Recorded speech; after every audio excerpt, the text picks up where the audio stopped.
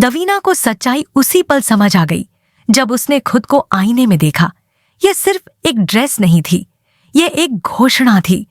उसकी तीखी बनावट, गहरी खूबसूरती और उसमें छिपी हुई सत्ता। अब वह न तो सिर्फ एक नैनी लग रही थी, न ही सिर्फ एक बॉडीगार्ड।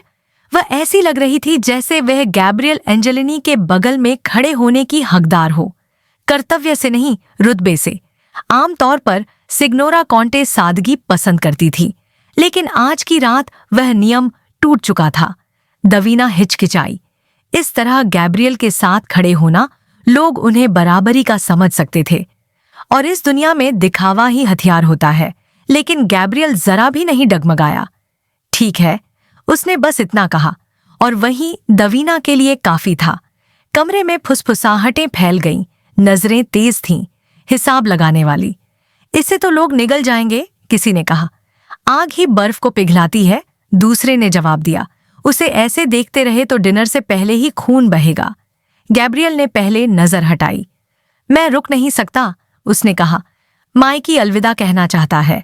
दवीना वहीं खड़ी रही, महसूस करती हुई कि नजरें उसकी त्वचा पर चाकू की तरह चल रही हैं। जब गैब्रियल वापस आया, एक महिला मुस्कुराई।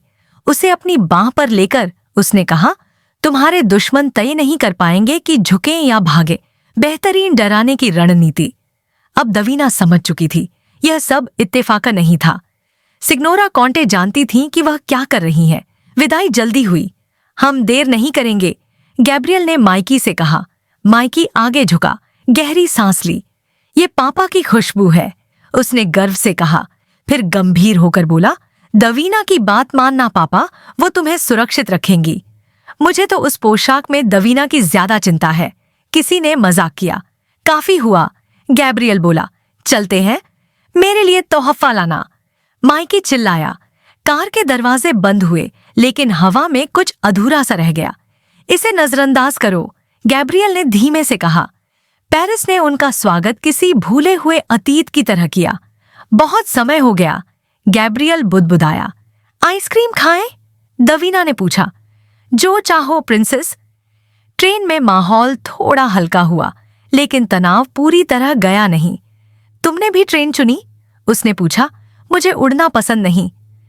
जब हम पहुंचेंगे, गैब्रियल बोला, मैं दूरी बनाए रखूंगा। अगर उन्हें हमारे करीबी होने का अंदाजा नहीं होगा तो वे हमें कम आंकेंगे। और अगर किसी ने पूछा तो मैं तुम्हें पूरी गंभीरता से धमकाऊंगा। यह तुम्हारी फ्रेंच समिट में पहली उपस्थिति है, उसने चिताया। तुम्हारी छवि पूरे लियोन अंडरवर्ल्ड को दर्शाएगी। चिंता मत करो, दवीना ने शांति से कहा। रात के अंत तक सब जान जाएंगे कि वे किससे निपट रहे हैं। ट्रेन धीमी हुई, वे पहुंच चुके थे। सीढ़ियों से उतरते हुए दवीना का पैर फिसला।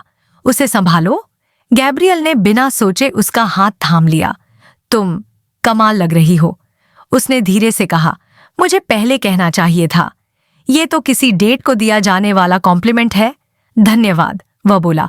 और तुम भी बेहद खतरनाक रूप से शानदार लग रही हो। इतने तनाव और रहस्यों के बावजूद दवीना ने सोचा, शायद उसे सच में कुछ भी पता नहीं है। शायद आज की रात इतनी बुरी नहीं होगी। शायद यह सब कुछ बदल दे। तभी एक आवाज गूंजी, एंजेलिनी, ब्रेटवा बॉल में आपका स्वागत है। और उसी पल खेल शुरू हो गया।